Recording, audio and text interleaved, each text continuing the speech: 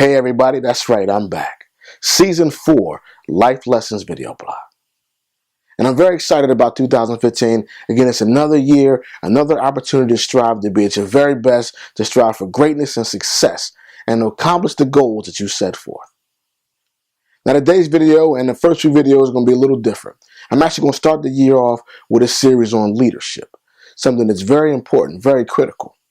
Because in my travels and talking to a lot of people, looking forward to starting a business, starting a ministry, being captain of a team, debate team, sports team, being that project lead, that go-to person at their job, or being successful in other areas where they're taking on a position of leadership.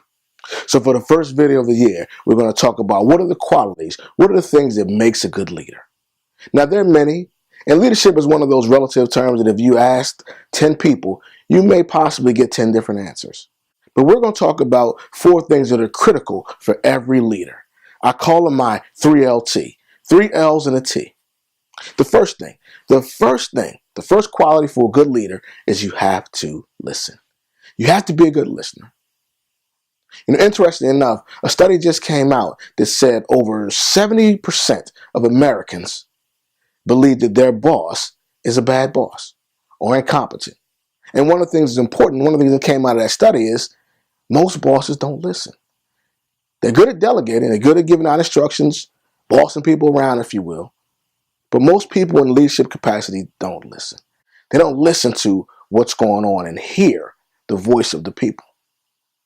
You know, I remember when I was in corporate America and I was doing some soft skills and some leadership training, one of the things that I would always talk to my leaders about is doing a 360-degree review. Reviewing someone on your level, someone above you, and someone that reports to you.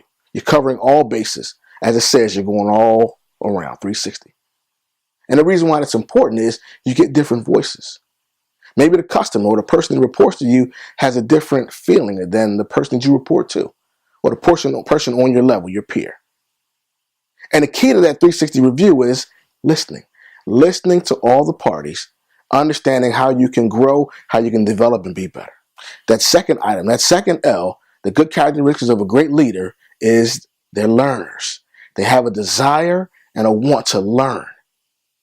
You know, last year I talked about being a know-it-all and how no one likes a know-it-all. And it's very true. Nobody likes a person that thinks they know everything. They're a subject matter expert on every subject. They know all things. You can't tell them anything in one ear, out the other. Nobody likes that person.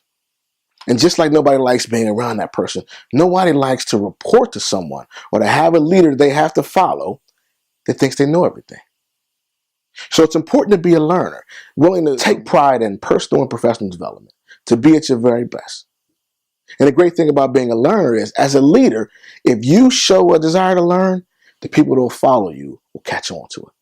They'll see that same desire. You know, I always tell a story that when I was younger, I wasn't a big reader. Couldn't stand reading. I read playbooks and textbooks. That was it. Playbook for my sports I was playing, textbooks for whatever class I was in. But as I've matured and I've gotten older and wanted to learn and grow as an entrepreneur and a motivator and so forth, I realized the importance of reading. So now I read anywhere from 6, 8 to 10, 12 books a year, focusing on different areas: spiritual growth, physical growth, mental growth, growth in business and professionalism and so forth, striving to be better. Which leads to my third L. The third L is a great leader loves what he or she does. That's it. They love what they do. And that's on 2 levels. The first level is they love being a leader. They love helping people along, having people that follow them that they can help get from one level to another level. But the second thing is they love whatever area they're in, whatever genre they're in, whatever aspect of life they're in, whether it's sports, academics, ministry, business. They love that area, that industry. They love being in the mix. And if you ever sat around someone that really loves and enjoys what they're doing, you really will be almost astonished at you can see their face light up and their posture changes and how they can talk and discuss and go on and on and on, talking about the things that they love.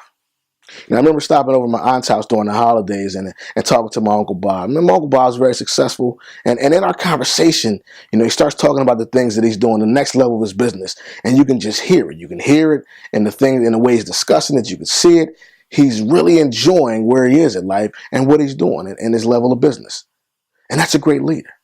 They love what they're doing, and it sort of rubs off. You can see it, and you start to look at it like, you know what? I want to be in that position. I want to love what I'm doing, not just have a job, but a career, something I love and enjoy doing that I can give back, and I can be responsible for not only my growth, but other people's growth. And now to my last point is the T. Went over the 3 L's and now the T. The T is a great leader has to be tough. About tough in the sense that you can deal with the tough times. You can make the tough decisions. And it's mentally tough, physically tough, spiritually tough, emotionally tough. You have to be tough if you're going to be a great leader. And part of that is, like I said, making the tough decisions. Being able to look at something that most people will say, you know what, hey, you got that. I don't want to deal with that. And have the ability to say, all right, it's a tough thing, tough call, but I got it. I'll make the tough call. I will make the tough decision. That's what it takes to be a great leader. Listen, like I said, I'm excited about 2015. I'm excited about starting the year talking about leadership. And then we'll progress in some other topics as the year goes on. But leadership is very important. And whether you're a leader of your family, leader of a business, a company, leader of a department, a sports team, a ministry, a church, whatever it is, always remember the things that are important. It's important to listen. It's important to learn. It's important to love what you do. And you got to be tough.